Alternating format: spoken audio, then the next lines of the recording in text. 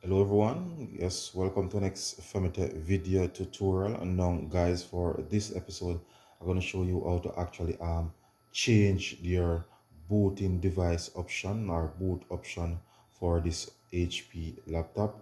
So I'm going to actually simulate the startup process. So first you need to power up your laptop.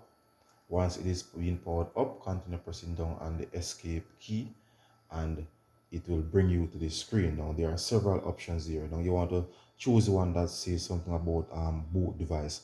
So F9, say once you press F9, it will actually take you to the boot device option.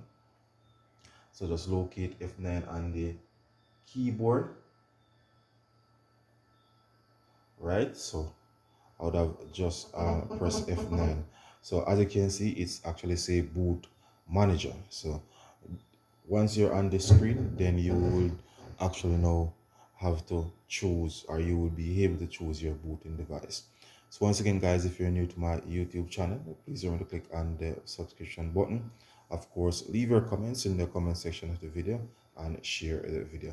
So once again guys, thanks for viewing. Femitech is out of here.